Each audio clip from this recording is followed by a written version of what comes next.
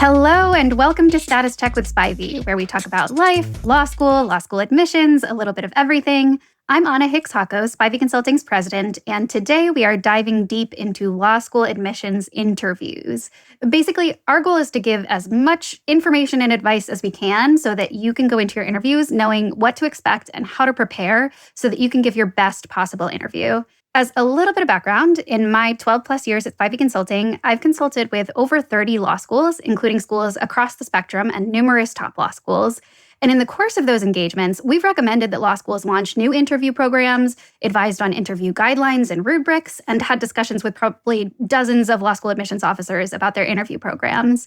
And over that time, I've seen how more and more law schools have added interviews to their processes and how law schools have been emphasizing their interview programs more and more. So this is an important topic for law school applicants to be aware of and to learn about, and I'm excited to be doing this deep dive. I am exceptionally fortunate to have with me today two of our amazing Spivey consultants, Paula Gluzman and Sam Parker. I'll let them introduce themselves in just a moment, but here's why I'm particularly thrilled to have these two individuals on this podcast today. Sam is in her first cycle at Spivey Consulting, and she came to us directly from Harvard Law School, where she conducted thousands of admissions interviews. Doing those interviews and evaluating applicants' performance in them was a huge part of her job, so this is a subject she has a ton of firsthand experience with. And I know she has so many insights to share and so much advice to give. Paula is in her 8th cycle with Spivey Consulting, so she's had quite a bit of experience coaching applicants and helping them to perform their best in interviews at pretty much every law school that offers them. And in addition to her admissions experience at UCLA Law and the University of Washington Law, she has experience in law school career services. So her interview knowledge and advice pertain not just to admissions, but to the job search process, which, if you've listened to our recent episodes about how fast and how early that job search process now begins, and we'll link that in the show notes, you know how important it is to already be thinking about the job search even before you step foot in law school. So Paula, Sam, welcome, and thank you for being here. Would you both like to introduce yourselves briefly as well? Of course. So as Anna mentioned, I came straight from the Harvard Law School JD admissions office. In total, I interviewed over 1,200 applicants. The real number is probably closer to 1,300, but I interviewed for the regular cycle, I interviewed for our junior deferral program, and I interviewed people off the wait list who I then represented in committee when we were making decisions, which was really fun. Definitely excited to share my insights from those experiences with our listeners today. And I'm Paula Gluzman. Welcome, everyone, and Happy New Year. I am particularly happy to do this topic today and right now in the early parts of January because interviews are a lot like setting New Year's resolutions in the sense that it allows you to be reflective. It allows you to think about who you are and where you're going next. And in that 15 to 30-minute interview that you're going to have with a law school, that's exactly what they want to hear from you. So my experience, again, like Anna said, comes from handling the interview process at UCLA Law and through career services and as a career advisor, advising all of my applicants for the years that I was at law schools, all of my students, actually. I always have to change what I call them depending on the part of my career I was in. My law students for job interviews, whether it's legal jobs, OCI interviews, or for their graduate positions as well. Something else that I think gives me a little bit of perspective is I was in your shoes. I was going through law school right at the beginning and during the Great Recession. And I will be very, very frank about the fact that I engaged in hundreds of my own interviews looking for legal jobs and working with people who were evaluating me and my performance. So my advice comes from not only from the chair of the person doing the interviewing, but with a lot of empathy as the interviewee back in the day. Thank you both. I think your insights are going to be super, super valuable here. Let's jump right in because we have lots to cover. I want to start with what is a pretty basic question. Why do law schools conduct admissions interviews? I think there's at least one reason here that applicants almost never think about, but that could make them feel a whole lot better to know. And then there are a bunch that I'm sure people could guess, but that I think could be helpful to just outline here as sort of a foundation for our discussion. I sort of usually tell my clients there's 4 main reasons that law schools interview. And Paula, feel free to jump in, disagree, agree with me here. I think number 1 is to assess employability. As we've discussed in many podcasts, going into law school, being able to interview for summer internships right away is hugely important. And law schools want to make sure that everyone they're admitting is going to be able to represent themselves and the school well in interviews with potential employers, right? And that's something you're going to have to do as early as 1L fall. So that's huge. They want to make sure that you are able to articulate yourself in an interview and answer questions impromptu. Number 2 is to assess your interest and fit for the school you're interviewing with. Interviews are kind of a way to assess if a school can yield you. Are you actually going to come to the school if they give you an offer of admission? That's hugely important to them. If a school gets a sense that you're not genuinely invested in attending, if you're not actually interested in going via your responses in the interview, they're less likely to want to admit you after that interview. So it's really important to convey your excitement and enthusiasm for wanting to attend a specific school and giving them concrete reasons why. They're also trying to make sure that you're a good fit for the school, right? And that if they admit you, you're going to be able to thrive and succeed in the environment that they offer. Third reason is that they're trying to confirm your reason for getting a JD, right? One of the most common questions, which we'll talk about later, is why do you want to go to law school and why do you want to get a law degree, right? Certainly, they're going to ask that question in some form during your interview to make sure that what you submitted with your application is consistent with what you're saying in the interview and that there's a cohesive narrative there. So that's another important reason. And then last, we're trying to learn more about the applicant and kind of figure out how they're going to engage in our community. Who are you going to be on our campus? Are you someone who's going to spend a majority of your time pursuing pro bono opportunities and clinical work? Are you someone who's going to be a leader in student organizations? Are you someone who's going to bake cakes and host people at your house who are in your 1L section? Are you someone who's going to be, doing research with faculty? Like, who are you going to be on our campus? We're trying to get a sense of where to place you so that we're admitting a diverse class and we know how you're going to show up in our environment and contribute. I think that covers most of it. In my time in career services, I can't tell you how many times we were working with students and we kind of in the back of our head thought, oh my gosh, we wish maybe the student was interviewed, right? Because even though their numbers and their accomplishments showed so much about them, there were other things that were going to make them a little bit harder for employability. And we had to work really hard with them on interview prep and getting all of their assessments done.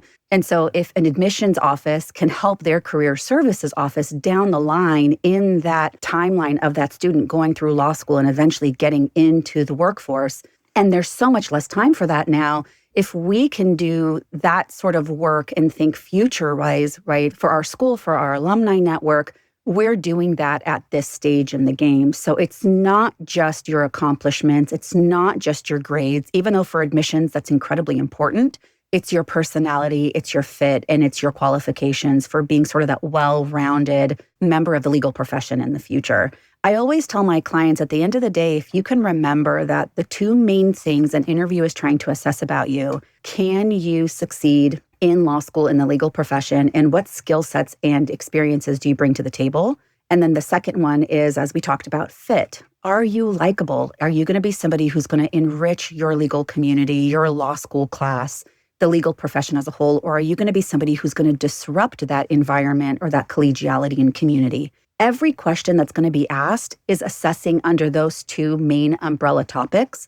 And so if you can always think of a question that, at least in your head, answers, can I show my qualifications? Can I show my fit? Then you're going to be in good shape with regards to being able to combine your own knowledge and your experience about yourself in an answer. But at the end of the day, are you employable? What is your personality like? And is it going to be a good fit for our school? Do you know why you want to go to law school and can you articulate it? And what is it about our school specifically that makes us believe you would accept our offer if we gave you one? Thank you both. That was very thorough. And I think that's a great explanation of the ways that law schools are approaching these interviews in such a way that is helpful for you as an applicant to think about as you go into the interview and as you're doing the interview. My one sort of secret reason that is maybe not so helpful substantively, but that I like to tell people because I don't think applicants think about it.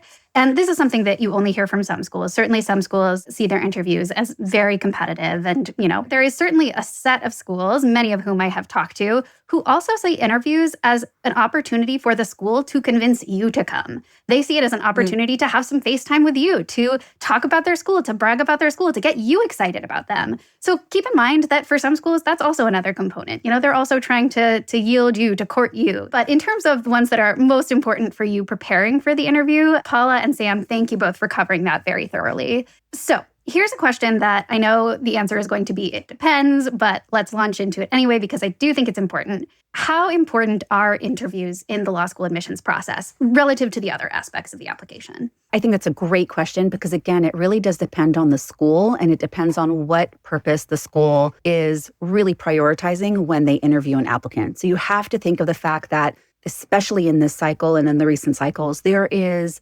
such an increase in applications that are coming in without necessarily an increase in staff or administration to actually go through all of these applications, which is maybe why we're seeing a little bit of a slower response. So if a school is continuing to interview, that means it's really important for them. They are taking time and capital and energy to be able to evaluate you and to see what you have to offer in that component of the application.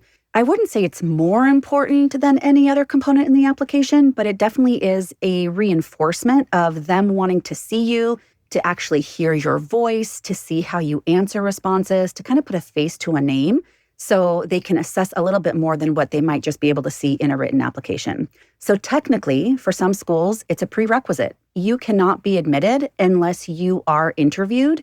They will not accept anybody until they have interviewed them first.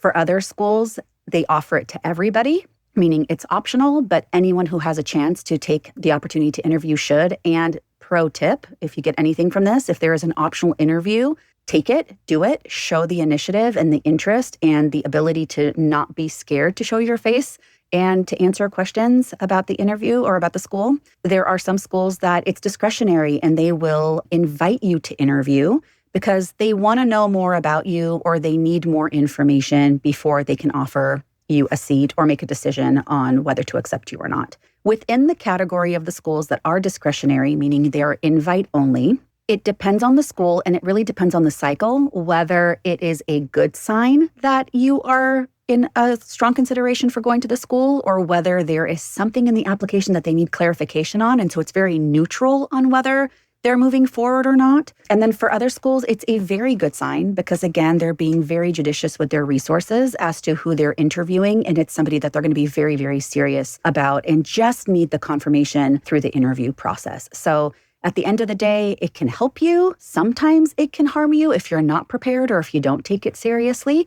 But most of the time, it can just be a neutral component like any other component in the application process that they need to check off of their list in making their assessment and evaluation of your candidacy. I'll say, in my experience at Harvard Law School, we often interviewed a lot of people that we were on the fence about. We were like, we see good potential here, but we're just not sure. Let's give them the chance to interview to learn more about them. Maybe they'll really impress us and that'll help us lean towards admit, or maybe it'll go the other way and that'll make it easier for us to make our decision one way or the other. So that's something to keep in mind is there's a lot of people on the fence who are interviewed. And then like Paula said, sometimes the interview is net neutral. The interview is one more data point that an admissions team is considering before they make a decision. It is not more or less important than any other component that you've already submitted, including your essays, your resume. At HLS, we admitted lots of candidates who had just okay or average interviews because of the rest of their application was really strong, right? Conversely, we had applicants who had amazing interviews who didn't get admitted because the rest of their application just didn't quite match up to that interview.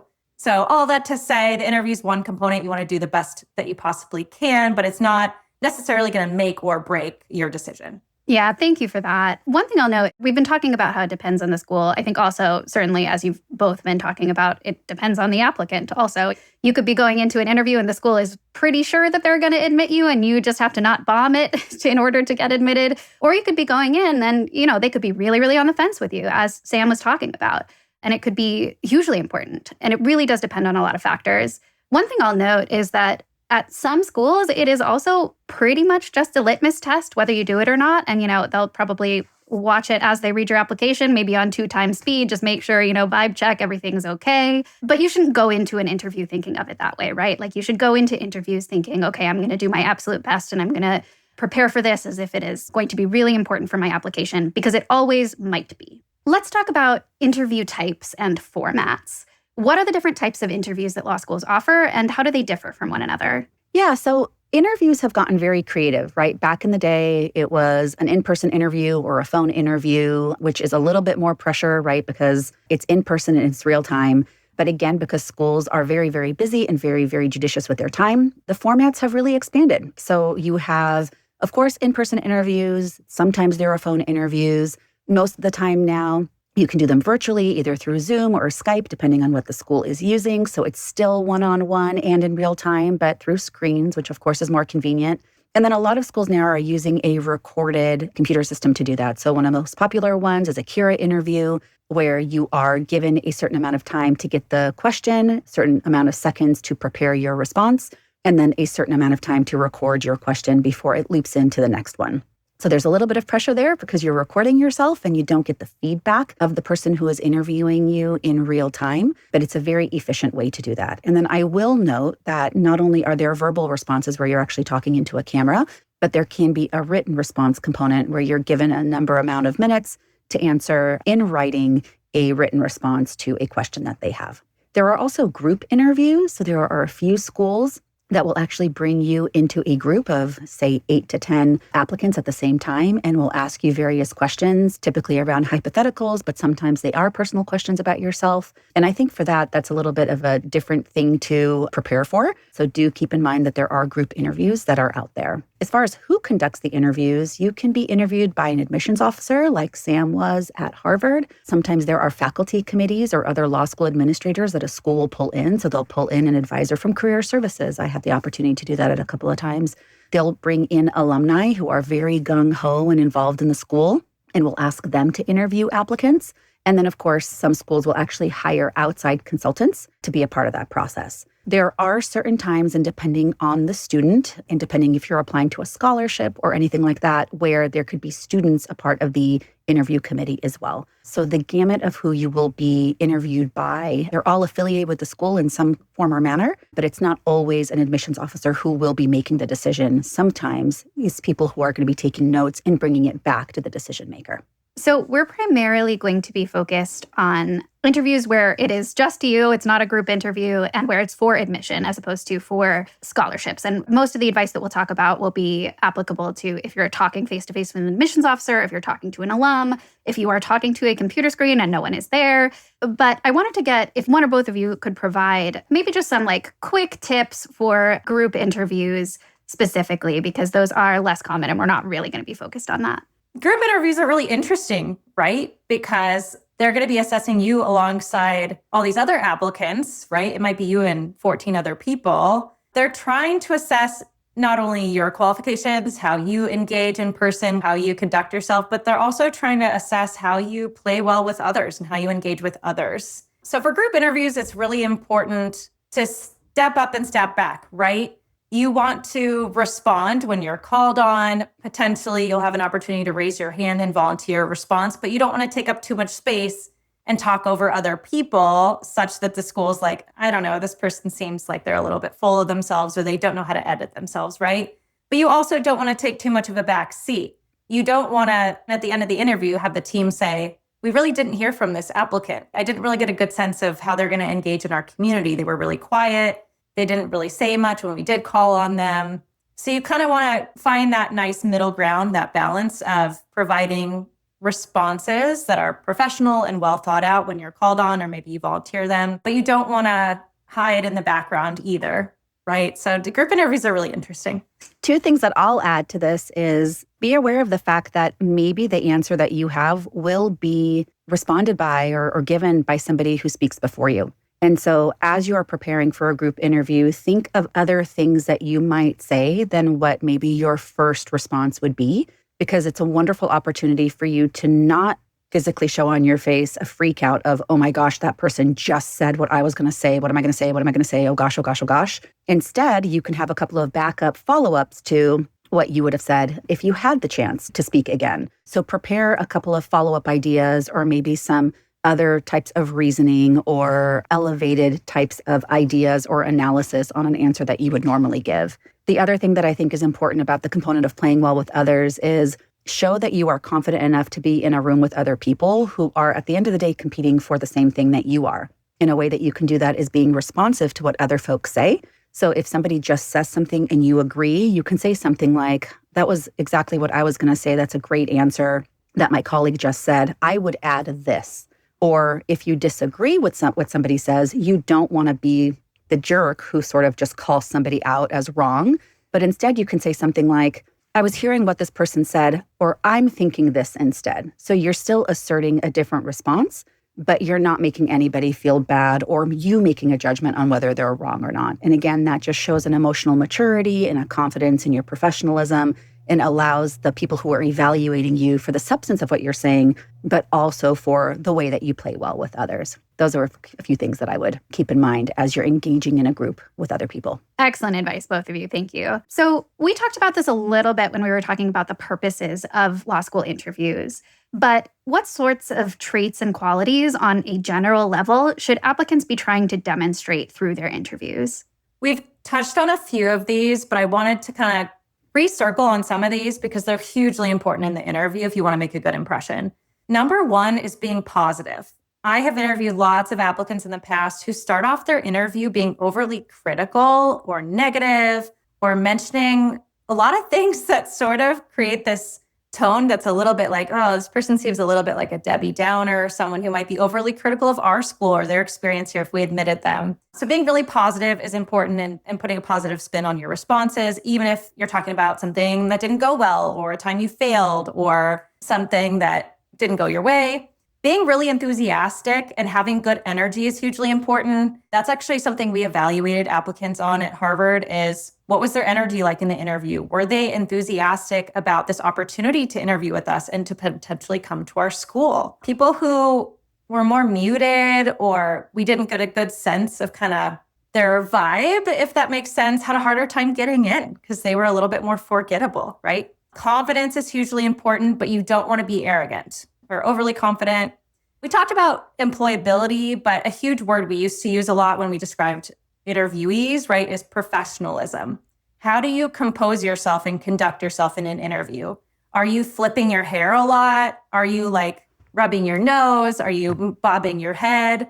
Or are you like able to compose yourself and articulate your ideas in a way that people can understand, that's easy to listen to? Or are you speeding up your responses and talking really fast such that it's hard to actually grasp what you're saying? Or maybe you're talking too quiet and it's actually hard to understand. So a lot of it too is just professionalism. Can you conduct yourself in a way that shows that you're ready for this next professional step?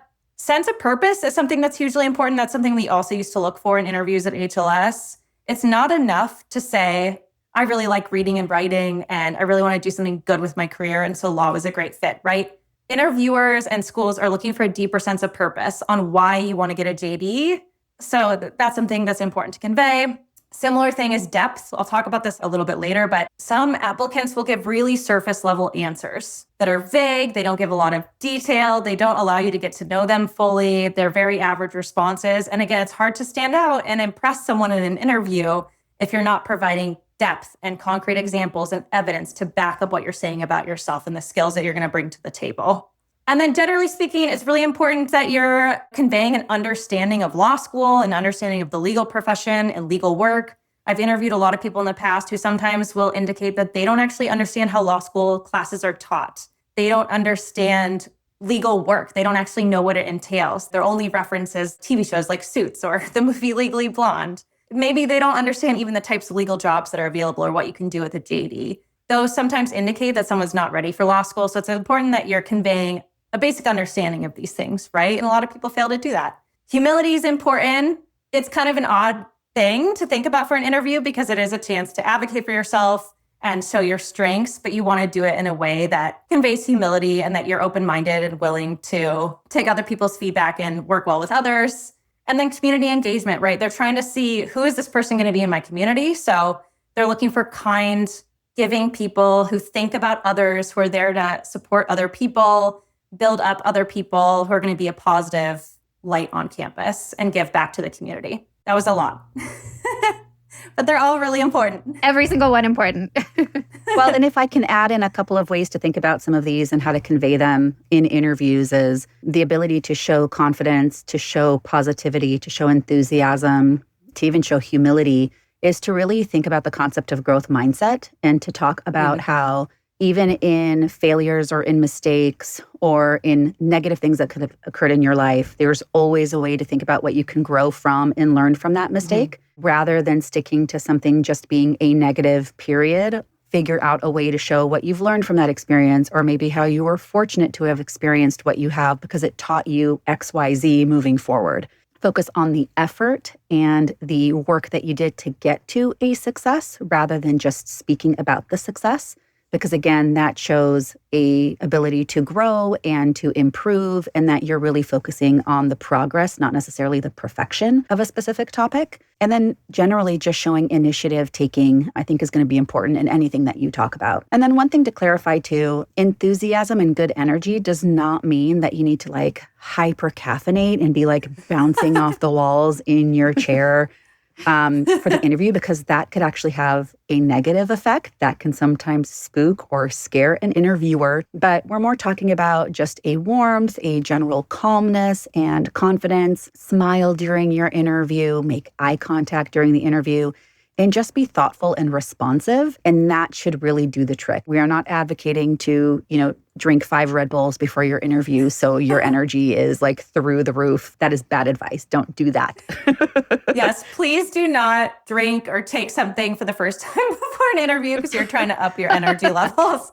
That will probably backfire in a way that you don't want. Thank you for the clarification, Paula. It was probably not needed, but all I could picture is somebody literally like bouncing in their seat during an interview. It'll be memorable, but maybe not in the best way. Maybe not in a great way. So we've been talking about these things and about interview advice at a relatively general level so far. I'd like to start to delve into some specifics. What are the specific types of questions that you are actually going to potentially be asked in these interviews? And it very much does vary from school to school, certainly. So we're going to try to talk at a broader level, but also give some examples within those categories. One thing I want to note is that we do actually have a whole podcast episode all about this with Karen Buttenbaum, who also was at Harvard Law School, and she helped start their interview program. So she also knows a ton about this, and I encourage you to go listen to that one as well. We're going to link it in the show notes. I'll quickly go over her 5 categories, but I want to note that even in that episode, she talks about how these are by no means the only way that you could look at interview categories. These are not even necessarily how any law school or any interviewer are thinking about the categories, but she's found it to be a helpful way to talk about the categories with applicants who are preparing for interviews. So Karen's 5 categories are: number 1, icebreaker questions; number 2, why law; number 3, why this specific law school is your interest in the specific law school where you're interviewing; number 4, how well do you know yourself? And that is a really broad one. And then number 5, how well do you get along with others? And that's another one that can be really broad. So let's talk about these types of interview questions and some specific interview questions in some other terms so people can maybe get another angle on how it might be helpful to think about it in another way. I think Karen's categories are still super on point. Generally speaking, this is what we did at HLS, although we had different names for them. I'll also note that for interviews, at least our process was very individualized, and we would read someone's entire application before preparing interview questions for that person and make sure questions were bespoke to the candidate we were talking to. So they did vary quite a bit depending on the person. But in general, there were categories that we were instructed to ask questions within. The first were legal interests, right? Which goes back to Karen's why law. Some specific questions we used to ask in that category were things like, what are your short and long-term goals after graduating from law school? At this point in time, what are some of your legal interest areas? Why do you want to go to law school, or what's motivating your interest in wanting to get a JD? Another category that we had to ask a question in were behavioral and experiential questions. So questions like, can you talk about a humbling experience that you've had? Or can you talk about a time you failed and how you responded, right? We're trying to see how someone can react to a situational question and how they would respond, and how they might actually present themselves in our community. Another category we had was professional or academic experience. So for someone who is still an undergrad, we often asked, what's something that you're most proud of from college? Or can you tell me more about the thesis that you're writing that we saw on your resume, something like that. For someone who had been working, we would typically ask something to the effect of, what's one of your biggest professional achievements that you've had to date? Or what's been one of your biggest takeaways from the current role that you're in? Can you describe a time where you were frustrated at work, and what did you do about it? Those are some of the types of questions we would ask candidates in that category. Of course, we asked a question about their interest in our school, right? And there were different ways of doing that. A more unexpected one that my colleagues like to ask when I was there is, what are you looking for in a law school, right? That was sort of a subtle way to ask, what are you looking for? And does it match what we offer at Harvard Law School? We also sometimes were more straightforward, right? We would say, can you tell us some of the pros and cons of attending Harvard Law School? Or what excites you about attending our school? Last couple categories, personal qualities. Karen talks about how well do you know yourself? We would ask questions like, what's one thing you've learned about yourself over the last year, which kind of goes back to Paula's New Year's resolutions, good time to reflect this time of year. We would ask things like, how would your current manager or your friends describe you in 3 words? We're trying to get a sense of, is this person self-aware? Can they articulately convey their strengths or the things, their values, things that they're good at? Do they know themselves? And then the last category was always fun. If we had time, we might ask about an interest on someone's resume. If they're, mentioned that Beyonce is their favorite musical artist, we might ask, what's your favorite Beyonce song or something like that. We also might ask, what do you like to do for fun, right? Like, what do you do in your free time that isn't anywhere on your application? Or how do you relax? Things like that were always kind of fun to ask at the end of an interview. Paula, do you have any other sort of examples of these types of questions that might be helpful for applicants to sort of have in mind as they listen to the rest of this episode? Yeah, absolutely. So one that is, I think that falls more into the icebreaker category, but pretty much any interview that is a live interview, you will be asked some sort of so tell me about yourself, or how are you doing today? Or just a simple question to sort of get you into the framework of talking and creating an opportunity to engage in this organic conversation.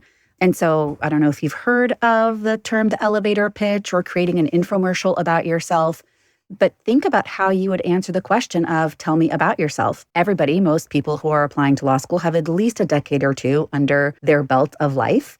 And it's really hard to kind of think about how am I going to answer the question about who am I or tell me about yourself in such a short amount of time. So really focus it towards why law school, right? Because that might be a nice entree or segue into that question. And create a little bit of ways that you can tell them a little bit about your past, a little bit about your future, your current situation and where you are and how maybe that led you to wanting to pursue law or law school. Talk a little bit about what you're looking for and what you think is going to be a part of your future. And then I think it's a nice touch to add at the end saying, and that's why I'm so excited and fortunate to be in this interview with you today. That's why I'm so excited to talk about Harvard Law or about whatever law school with you today. So don't underestimate the fact that you might get that informational interview, tell me about yourself infomercial question. A couple of other ones that I'll mention too is some schools will on purpose ask you questions specifically about your experiences to see how well you can talk about yourself and your background. And so they'll be very, very specific about some entry into your resume or something that you had mentioned in your academic career in history. So be able to really talk about what it is that you've done. And don't be the interviewee who was caught off guard, not necessarily knowing how to answer a question about your own life and your own questions. And then lastly, they might ask you a question to stump you. And so that is for the main reason of just seeing how you handle confrontation or how you handle answering a question that you have to improvise, because that's what you'll be doing in law school. That's what you'll be doing during the Socratic method. And so there are ways to think about how to answer questions like that as well. But otherwise, those categories, I think, are really on point. And a school would be sort of doing themselves a disservice if they didn't ask, why law? Who are you? And what qualifications and fit do you bring to the table? Thank you, Paula. That's helpful. And I think it's probably a good idea for everybody applying to law school, and maybe just everybody, to think about their sort of elevator pitch generally. It could come up in an interview. And as you were saying, Paula, like, you don't want to be caught off guard about that and not knowing what you want to say about yourself and maybe communicating things that don't really matter and that you realize afterward, like, oh, I don't know why I said that. It's a good idea to have those sort of bullet points. And then you never know when you're going to meet someone who is in some great legal position that you'd be really interested in. True. Right? There are lots of opportunities, and networking is really important in law school and in the job search process. And being able to articulate yourself and your goals in that sort of way of just sort of a quick, like, here's some things about me is really important and can be super, super valuable. So I'm glad you brought that up, and thank you both. So Paula, you started to talk about this a little bit when you were talking about questions that admissions officers might ask basically to stump you. What are some of the trickiest questions you've come across that tend to trip up many applicants? One of them, and as simple as it sounds, is why law? Why law for you? Why are you pursuing a legal education? And the undertone of that is, as opposed to, why are you not pursuing being a social worker or an accountant or a doctor or a marketing executive, right? And so if your answer is not sort of succinct, if it does not match or align with how you articulated your why law in your original application, that could be a huge disservice to you because it's going to confuse the interviewer about your intentions and how self-determined you are. So you don't want to be too surface level. You don't want to ramble on and go on in tangents, but really think for yourself, what is sort of the stepping stones in my life that have brought me to want to go into law? And if you can specifically say what kind of law and articulate that to a connection to your background, experiences, education, that's a great way of answering it. So really prepare that for yourself before you're asked it, because you're guaranteed to be asked in some form or way, why law school, why law, why this school? Another thing that comes up is, tell me about a time that you changed your mind. And Sam, do you want to talk a little bit more about this? Because I know that this has come up for you at Harvard. Yeah, this was a big one. People failed a lot last year, which I was surprised by because some schools asked this prompt for their essays, right? So I thought people would be more prepared. But, there were some questions like, tell me about a time you changed your mind. Tell me about a time you disagreed with someone and how you navigated that. People really struggled with these, I think, because there's a little bit of fear on not wanting to own up to, I was wrong in this instance. And I think there's some fear of disclosing that in an interview, but that's what they're looking for. Schools want to show that you're open-minded enough to take in new information, to listen to new perspectives, to be challenged on your own ideas and opinions, reflect on that new information, and potentially come out of it with a different way of thinking. Is that always going to happen? No. Do schools expect you to change your mind all the time on things you think? Absolutely not. But they want to know that you have the capacity to do that. So you want to provide a specific example of a time where maybe you did hear a new perspective, or someone asked you a question you'd never thought of, or you read a new article or book that introduced a new theory or idea you had never considered. You reflected on it, and after reflecting, maybe you did change your mind, or you decided the way you thought about something differed. So I think that's a really important skill that you need to be able to convey. And it's okay to admit, I was wrong about this. I'll be really honest. I'll give a personal example, right? I went into college not believing in affirmative action. I grew up in a pretty conservative family that did not believe in the value of affirmative action. So when I got to college, I didn't believe in it. And I took a class where I was exposed to a very different perspective. A professor was very pro-affirmative action. We read a lot of articles on it. And I actually ended up crying in this class because I was so distraught that I'd only heard one side of the story. And after a lot of reflection, I ended up changing my mind, going into admissions and being very pro-affirmative action. That was a huge transformation for me. That was a big time I changed my mind, right? Schools just want to see that you do have that capacity. So don't be afraid to talk about that and show your growth over time. The one thing I'll add to that too is pay attention to what is being asked, because maybe you saw some list of potential questions and it might sound like something that you prepared an answer for, and that's not what they're asking, right? And so make sure that you are doing the best that you can to really listen be present and listen to the interview question. And if you don't have something top of mind, take the time to say something like, oh, that's a really interesting question. I need a second to think about that. And if you need a second, you are human, take the second and give yourself an opportunity to come up with something quick, right? Don't take your sweet time. But it's better than getting wide-eyed and freezing because the canned answer that you prepared for in your hours of preparation does not fit the mold of what they're asking. The other thing that I will say too with regards to these types of questions is I kind of have a formula for anything that's kind of questioning you or whether you failed or whether you changed your mind. Schools really want to see that you can take accountability and responsibility for something that has changed for you or something that was negative or a conflict. So my formula for answering these is threefold. One, state what it is that went wrong or the mistake or the thing that you changed your mind on. Be honest, but generalized. Don't give so much detail that it's going to bring up unnecessary red flags about you, right? That would have never come out had you been bold enough to talk about something that you had to take accountability for. So be honest, but generalized. Take accountability for whatever the mistake or the frustration or the failure was, the thing that you had to change your mind about, and then quickly go into what you did about it. Did you fix it? What did you do to try to rectify the problem? What did you try to do to sort of get in your mind about what perspectives you have and have changed? Show them that you made the effort to be proactive about making whatever went wrong right. And even if you're in the process of doing that, you can be candid about it, but it's the effort that you put for that that's going to be important for them. At the end of the day, it's not the mistake that they care as much about, but what you did to fix it or to learn from it. And then that brings me to my third point.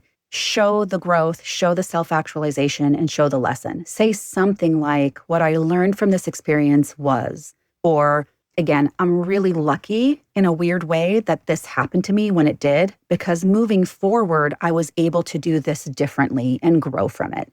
And not only did you answer the question to show accountability and that you can handle a hard question and be confronted by something that might be negative about you, but you've also shown confidence and the ability to learn from that mistake and technically not bring it back to that law school should you get into it. So that's my little way of not feeling so overwhelmed by those hard, tricky questions that might come your way. Everyone makes mistakes, as Hannah Montana famously said in one of her songs, or maybe it was Miley Cyrus, I don't know.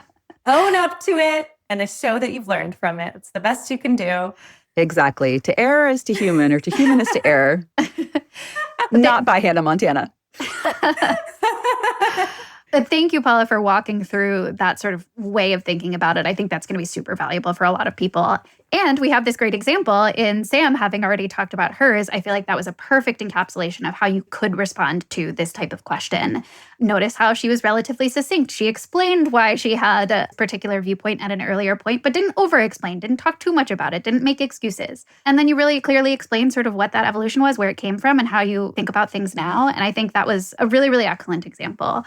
And I just want to flag that the vast majority of people change a lot in their time, in college, in their early 20s and their mid-20s. That is a good thing. That's a positive thing. If you froze your personality at age 18 and said, this is how I'm going to be forever, you would probably not be a very good 20-year-old or 25-year-old or 30-year-old. So it is expected that you've changed. It's expected that you've made mistakes. That is not in any way a negative on you, that you have changed your mind, that you have made these mistakes. And that's why they ask these questions. It's not in order to get you to say something horrible about yourself. It's to see how you self-reflect and to see how you are able to change. Okay, more tricky questions. One tricky question at Harvard that I think people thought we were trying to trick them up, but we weren't, is we often would ask you to talk about some of the pros and some of the cons of attending our school. A lot of people didn't know how to respond to this question, right? A lot of people would start with the cons, which I thought was interesting. I think their thinking there was, if I start with the cons, I'll end on a more positive note with the pros. But often what happened in those cases is they would just list too many cons. It would just be kind of negative. So you don't want to list too many cons, right? And you don't want to say things that suggest you're actually not a good fit for that school, because that's what the school is going to hear is, you're telling me to my face, we're not a good fit for you. And there's a lot of cons here that you see. Start with the pros, make your pros a very long list. If you have to name a con, you don't want to say something that's going to, again, make them think that you don't want to go there, right? So maybe your con is the cost of law school and financing your law school education. Very reasonable con across the board, right? Law school is incredibly expensive. You don't know what your financial aid is going to look like at any given school. So that's a very realistic con, right? Going to Harvard Law School is very expensive. Not everyone is going to be able to fund that if they don't get financial aid. So that's a justifiable thing to bring up. Some people still, in a funny way, would be like, well, I'm from Texas. I've never been out of the Southwest.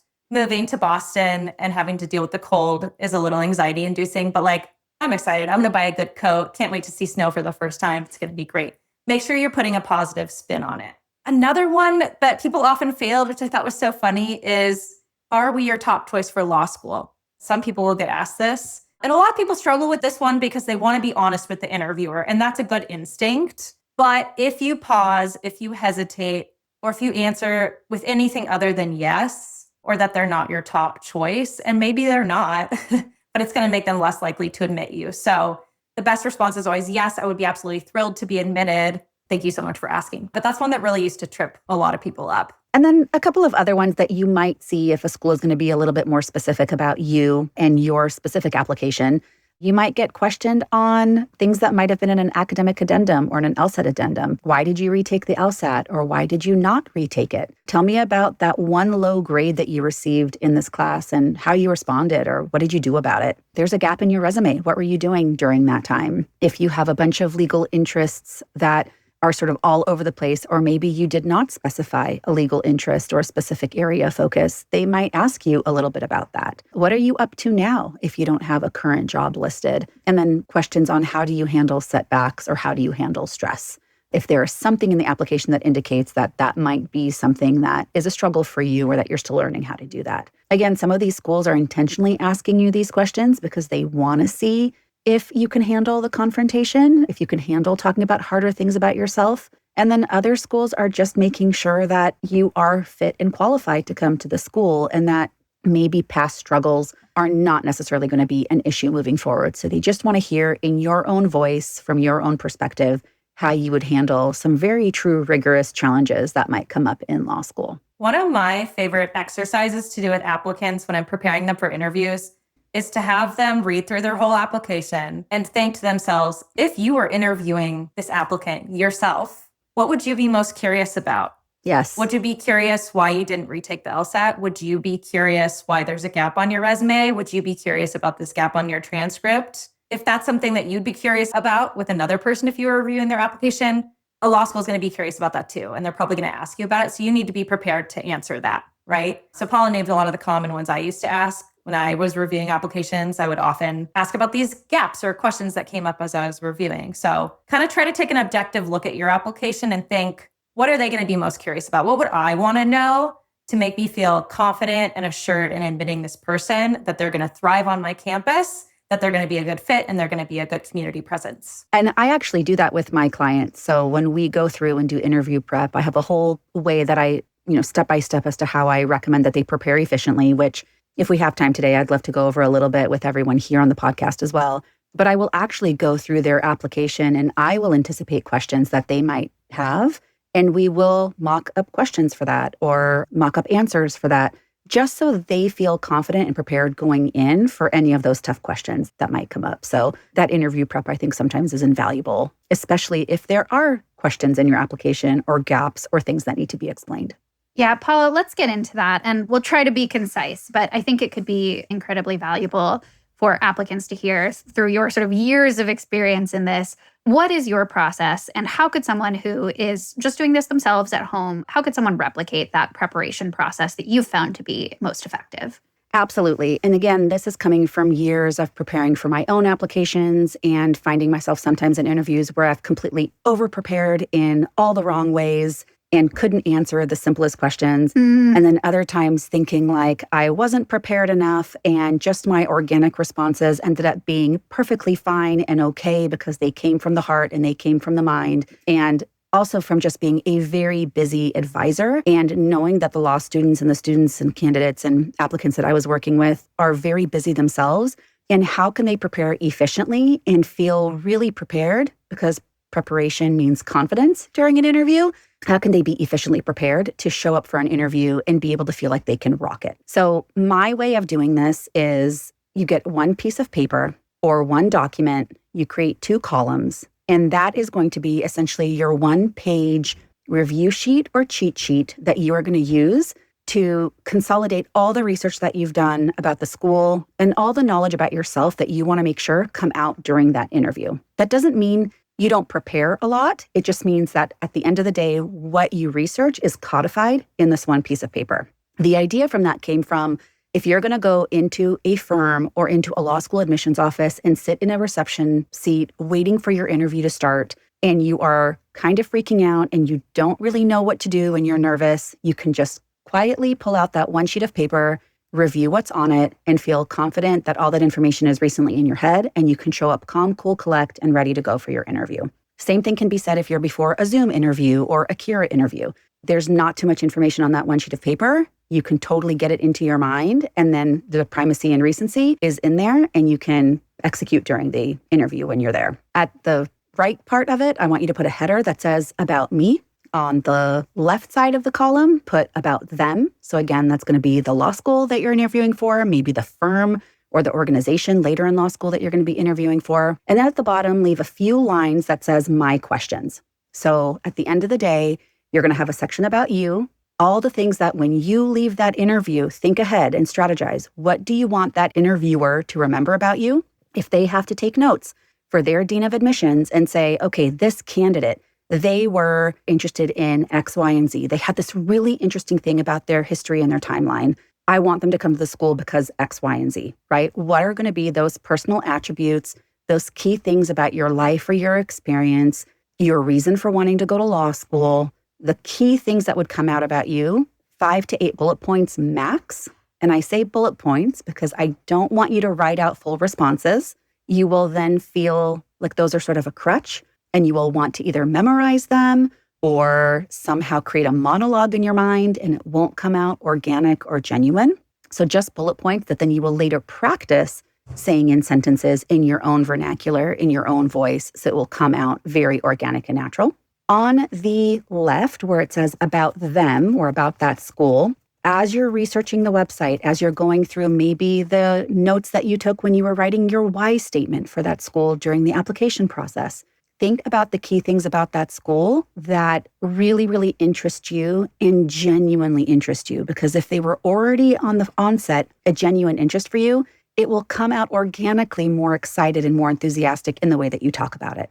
So if a school is saying, why us, they don't need you to tell them about every professor that's there or every concentration. It's not a test or a memory game on if you know everything about the school. It's about what interests you and how it aligns with your interests and what you want to do with your law degree. Some categories to think about are academic programs and offerings. Is there a focus or a concentration or a certificate that they offer that aligns with your areas of interest? Is there a key professor that you would love to potentially do research under because they have research and scholarship on an area of law that combines your two interests or something that really excites you or matches your career goals? Is there a center or an institute or a research symposium that they hold every year that you would want to engage in and take part in? So all the academic intellectual stuff, think about something that interests you and matches your alignment there. You can also write about experiential learning. So these are clinics, pro bono projects, competition teams, or a journal, or maybe something that the school does on an every year basis that gives you experience and training that you wouldn't necessarily get in the classroom. You can talk about community, student organizations, just the general atmosphere of the school that you might be familiar with or that really aligns to you and matches what you're looking for your own sort of personal and psychosocial emotional growth that the school offers. And then lastly, if you have any personal reasons or affinity to the school, maybe the location is where you grew up, or maybe you had a family member that went to that school, or you had some life-changing moment on that campus randomly, and you've always thought of that school as like your beacon of your professional growth. Add something like that in at the end to sort of personalize why that school for you. And then as you're doing all of that research, think of genuine questions that come up about the school, about something that the admissions office would know. So maybe not some key follow-up, tidbit that you need to know about a specific program because they don't run that program. They just know generally a lot about that school. But you can ask follow-up questions or where you might be able to get more information about a specific program or something that you've read about. And then we'll talk a little bit later about other good questions to ask that will be kind of important to think about at the end of an interview when they ask you, do you have any questions for us? My last thing that I'll say about the why me section, your application, assume that it has been read before you get into the interview. So you want to be reinforcing what is already in your application and not necessarily offering something completely brand new and out of left field that will confuse your interviewer about why you're talking about it. So it's okay to sort of reinforce what's already in your statements. It's okay to reinforce things that they might seen in your resume. The difference, though, in the interview is now you're doing it with your voice and you're adding more reflection and more perspective to it. And that, again, highlights your emotional maturity. It shows your self-actualization and your determination for what it is that you want to do. Review your resume, literally line by line, entry by entry, and ask yourself, if they were to ask me, what did I do in this leadership role, at this job, in this internship, on this paper I wrote, could I, in one sentence, kind of tell them in summary what I did? And here's the kicker, what would I answer to the question of, what did you learn from that experience? So again, can you reflect on how that piece of your background and experience fits as a puzzle piece to making you that complete puzzle for fit and qualifications for that school? At the end of the day, if you can talk about yourself in a way that feels conversational and natural, that personality, that energy, and that self-impression that you're making is almost going to be as important as the qualifications and the actual content that you say. There's a great quote by Maya Angelou. I think everybody knows it. People might not remember what you say. They might not remember what you do, but they'll never forget how you made them feel. So really make sure that if you're prepared, you're going to be more confident. And if you're more confident, you'll be naturally your warm, engaged, present self. And that will speak in spades to everything else that you're going to strategically tell them about yourself, about your fit and qualifications. That was a very quick and messy way that I spend over an hour with my actual clients preparing them for their interviews, but hopefully at least having that one cheat sheet will give you a good idea of how to consolidate and strategize your information and to think about your overall messaging for your applications and your interviews. That's great advice. Thank you, Paula. I think it's such a good notion to limit yourself to this one page and bullet points. Don't be the person who writes in teeny tiny little letters in order to get a ton of information on the page.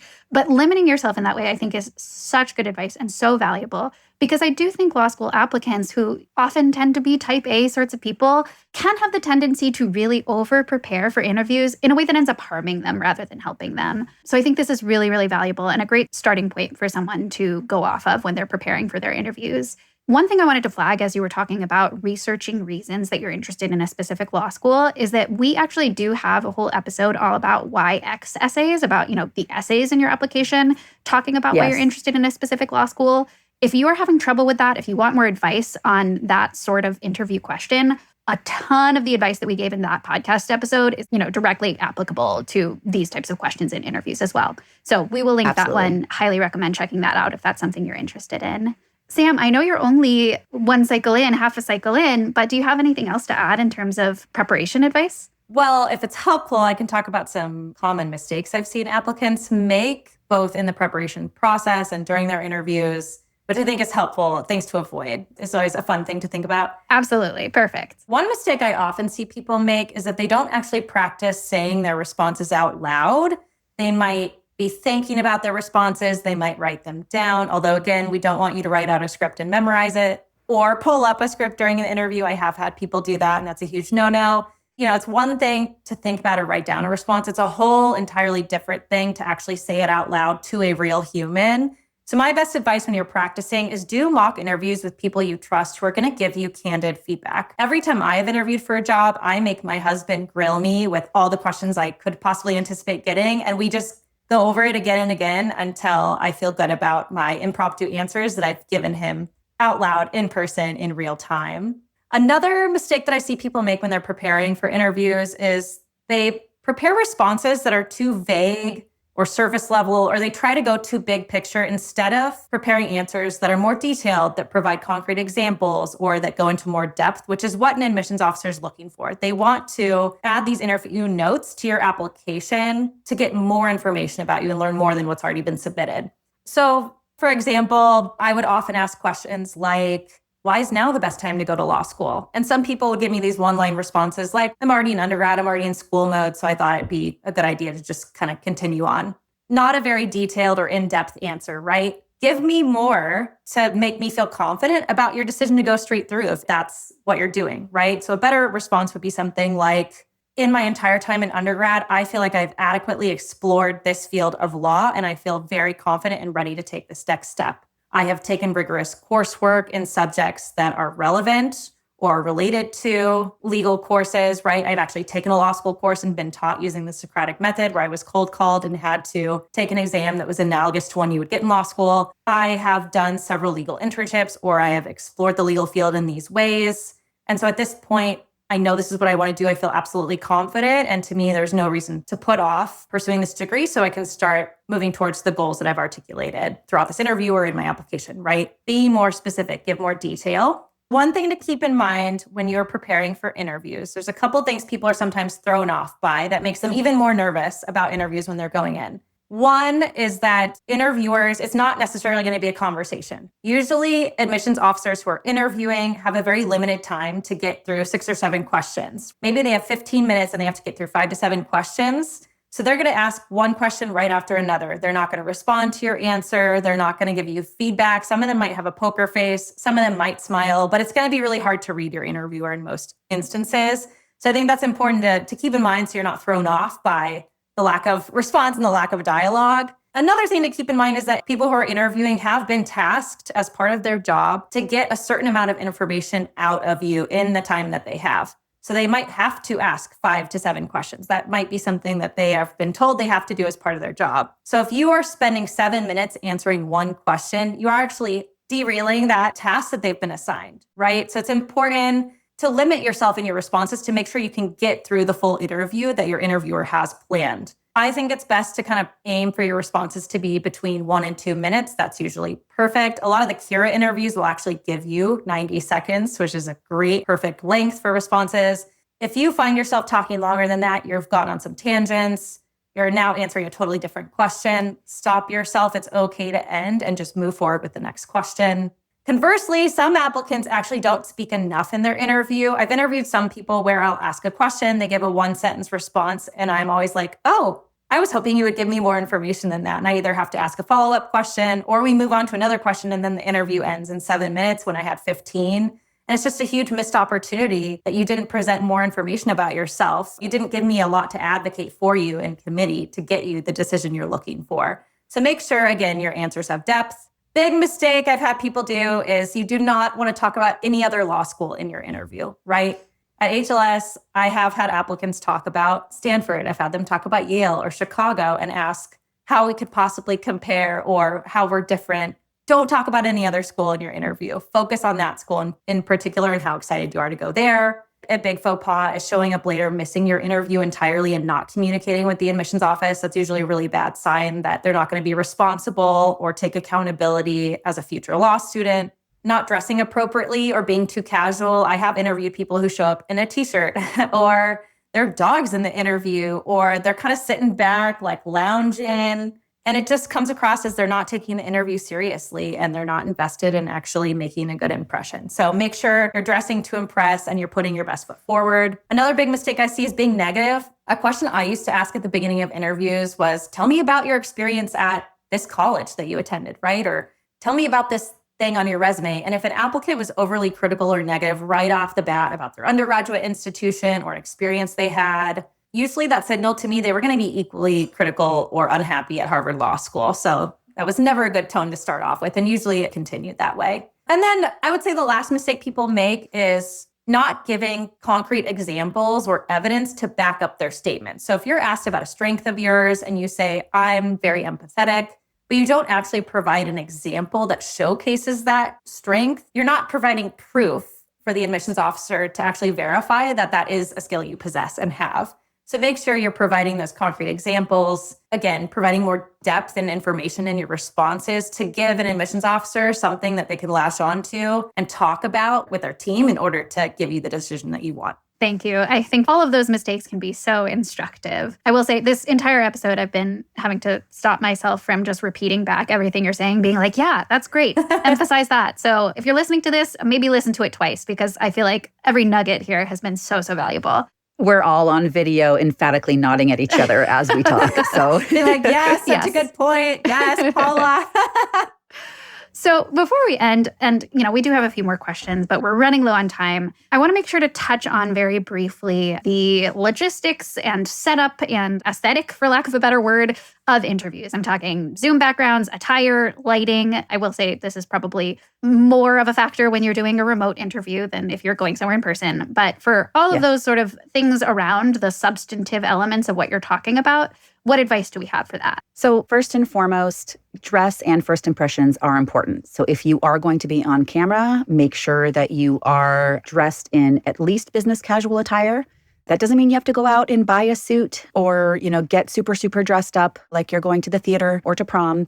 But you do want to make sure that you look elevated and are not looking too casual as if you're just going to class or to coffee with a friend. If you are wondering what business casual is or what professional attire is, just Google it. There are so many different examples and make sure that it fits you. But I would err on the side of more traditional, less loud, a little bit more conservative. But it doesn't mean that you can't be yourself in some way. I'll just say that's a really important note. You don't want to wear something that's going to distract the interviewer from your responses. Yes. So make sure you're not wearing this super loud outfit that, I don't know, something crazy that the interviewer is like, I am focusing on what they're wearing right now. Yes, statement pieces are not the best time for you to wear those for interviews. Same thing with your Zoom background. You want to make sure that it's clean and tidy. You want to make sure that it's professional looking. That doesn't mean you need a completely white wall behind you, but make sure that they're not focusing on figuring out what's on your bookshelf or what that weird poster is about instead of listening to your responses. If you need to use a picture background because you're in a place where there's just absolutely no way that what you have behind you is going to be appropriate. We've had some applicants who are in various remote locations or have to do their interviews at work. That's not the first choice, right? To be able to have something kind of fake or behind you that isn't real. But if you have to, just use your discretion and your judgment to make that tasteful and not distracting. I'll also just jump in and say, I've had clients who are like, I can't interview in my dorm room. I don't have a place I can go. So they'll reserve, a private room at their local library, a public library, or at their school's library, or they'll find some spot to go. So it doesn't have to be where they might be interrupted or where the background's going to be messy or unprofessional. Good note. Yeah, that's definitely the first choice. If you can make that effort, 100%, I would do that. Okay, lighting. You want to make sure that you're not in a super dark place or where there's a lot of backlighting and you show up as the dark figure in a screen. That, again, can be very, very distracting. So make sure that your lighting is okay. And then also make sure that as you are thinking about looking into the camera, make sure that your little pop-up where your picture is, because our eyes naturally gravitate to ourselves, put that as close as possible to where your camera lens is on your device, or put a Post-it note where your lens is on your device saying, look here and look at me, because that's as close as possible that you can get to making eye contact with your interviewer. And it's really important to do that. I think one of the most annoying things ever is when you are trying to interview somebody and they're looking at a different screen and you get this like weird 45-degree angle of their face and they're not looking at you. So it's a disconnection that you don't have to have if you can avoid it. I've interviewed a few applicants in the past who they're like in a dark room and it really gives a spooky vibe to the whole interview. And you're like, I'm really sus of this applicant, man. Why are they doing this in a dark room? Just make sure the lighting is good. It is a little spooky. Very good point. I will say you can buy like a desktop ring light for like $15. And that will just make you like well lit. Everyone will be able to see you. This is not something where you need to be spending too much time thinking about it, but you don't want to be in the dark and you don't want to be a silhouette because you're backlit. Okay, so we touched on this briefly earlier, and thank you for flying through that, Paula and Sam. When you do a real-time one-on-one interview with an admissions officer or an alum, most of the time they will give you an opportunity at the end to ask them one or two questions. What advice do you have for the types of questions you should and shouldn't ask for this part of the interview? You all have heard my opinion on some of this in the last podcast episode I did, but I thought of a few more that I thought would be helpful. First thing to know is you should have 1 to 2 questions prepared to ask your interviewer ahead of time. Do not say, I have no questions, because that suggests that you aren't interested in them enough to be curious in learning more about their school. And please, please, please don't wing it. I have had some people do that in the past, and sometimes they ask something off-putting or something that we wouldn't recommend. So that's not a good strategy either. In our last podcast, I talked about asking questions that are too niche, right? You don't want to ask an admissions officer something that they actually don't have expertise on, like a specific clinical project or faculty scholarship or something that they aren't immersed in every single day. They are immersed in admissions. That's what they know. So make sure you're asking them a question that they can actually answer, like, what is your favorite aspect of the law school community here? Or, when you talk to alumni, what did they say was the most valuable part of their experience? Or what are your favorite traditions at the school? Or what's something, students should take advantage of more often here that you don't think they take advantage of enough? Or, what's the best kept secret about this law school? Those are great questions. Any admissions officer can answer those. They're very positive. They're fun. They like answering them. Do not ask how their law school compares to another law school. Big no-no. Again, keep it focused on that school. Do not bring in other law school names. Don't ask how your interview went. I've had a few people do this at the end where they're like, how did that go? My grandma wanted me to ask you how I did. It's a weird question, right? You're asking me in real time to give you an evaluation. Super awkward. An interviewer's not going to do that. I honestly don't even remember how I responded to that. I was like, why don't you ask a different question? And then make sure you're not asking any questions that imply that you think for sure you're going to be admitted, right? So you should not be asking about housing on campus. You should not be asking about admitted students' days or admitted students' programming. You should not be asking about the dates for orientation. Make sure you're not implying that you think you're going to be admitted. You have not been admitted yet. This is just the interview. It might be a good step or it might be a good sign that they're considering you, but you still might not get admitted. So make sure you're not suggesting that. And you'll have plenty of time to ask those questions once you are admitted at the school that you're going to be going to. Yes. So it's not the time or place to ask it there. Yeah. Other things I'd like to think are good questions are ones where you can involve the admissions person speaking from their own area of expertise and their own perspective. Because psychologically, if we are talking, we are going to agree with what's being said. And so if you can leave an interview with the admissions person talking about their perspective of what they're looking for specifically in this incoming class compared to other incoming classes, or what they have seen as a common denominator of a tell in the application process of a successful student or a student that thrives at that school, and they can really kind of dig in their own memory about thinking in aggregate in their experiences a response to that, you're going to leave them feeling good about the end of that interview. So why not take the opportunity to gain information that could be useful for you, but also utilize their own expertise and their own goodwill to get that answer. Other things to not ask about are things that are completely having nothing to do with the law school or their area of expertise. I have been asked some really random questions because people have gone in a rabbit hole of research about me in preparation for the interview that have created some very awkward moments where I sort of left that interview thinking, that was probably not the best judgment used by that applicant. And sometimes it was a great interview up until that point. So use your discretion to be very much in the scope of law school when you're asking questions. I feel like this perfectly leads into the last thing we wanted to cover, which was what's one of the most detrimental things you've seen an applicant do in an interview? I would love to do that one. And part of my goal for this one is that if you've already done an interview, it's January, a lot of people have done interviews, and you think you bombed it, I'm hoping you'll be able to listen to us talk about this and think, well, at least I didn't do that. So, Sam, you've been doing these very recently and many of these. What's the wildest, most detrimental thing you've seen an applicant do in an interview? I'll preface with the vast majority of people do very well in their interviews. They do a great job. So you should go in feeling confident. The funniest thing I've ever seen someone do in an interview is back in the day, we used to ask a question like, can you name one role model in the legal profession that you really look up to and why? This is many, many years ago, so it's no one in recent history. But they responded very genuinely and seriously, I know the correct answer is Atticus Finch, but I'm going to have to go with Elle Woods for these reasons. And the reason this is so funny is because these are two fictional characters. And we were like, wait, what? You can't name one actual real life person working in any sort of legal environment or legal field. Trick question, Sam. Trick question. It was so funny. The other one I'll name is, I used to ask this a lot. I used to ask, what's your dream job 5 or 10 years at a law school? And I had one applicant who very seriously and genuinely was like, oh, I want to be Beyonce. And I was like, oh, she must be joking.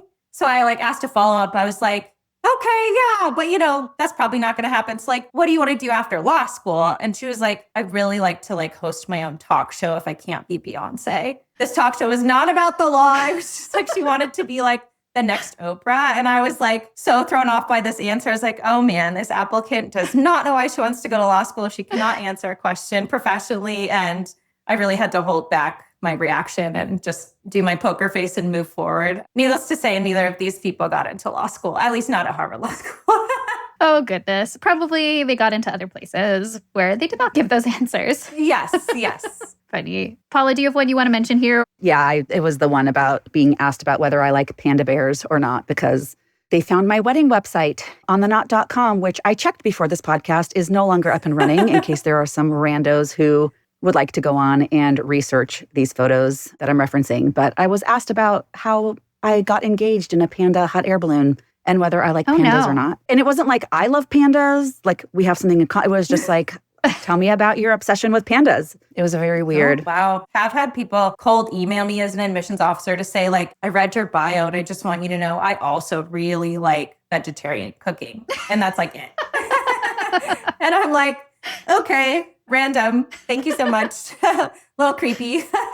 But in all seriousness, if we could end on notes of encouragement, because this is a part of the application process, and by nature, it can be really nerve-wracking. And whether you feel like you're an expert interviewer or whether you feel like you don't make great impressions in your interview process, everybody can do well, because at the end of the day, you're being asked to talk about yourself, and that's information that you already know. So at the end of the day, if you can be organized and really strategic about the way that you're thinking about yourself and how you want to convey your interest and qualifications for a law school, you will be okay. One of the things that if it really kind of scares you to enter an interview and you really think like you're going into their house and it's your interview to lose because they're there to evaluate you, I offer this little bit of a psychological change to the way that you think about these. Imagine that they're actually coming to your house and that this school gets to take time out of your day to learn about you and to see how you would be a great fit for their school and what a privilege they have in being able to learn more about you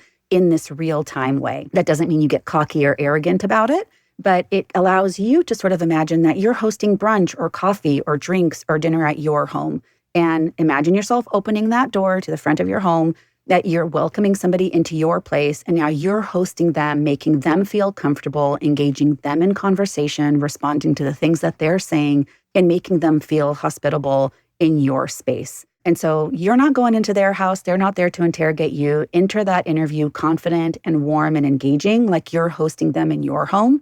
And that impression, that energy that you give will be just where it needs to be. So the information that you say and the things that you talk about yourself will shine at the end of that interview. That's such good advice. I'm going to steal that and use that with my clients. One piece of advice I would like to leave that's positive is please remember, in the vast majority of cases, if you're being invited to interview at the law school, it's because they are already predisposed to like you. They enjoyed your application and they're excited to learn more. They're seriously considering you for admission already, and they're just trying to kind of confirm that through the interview process. So they already like you. They're already biased toward you.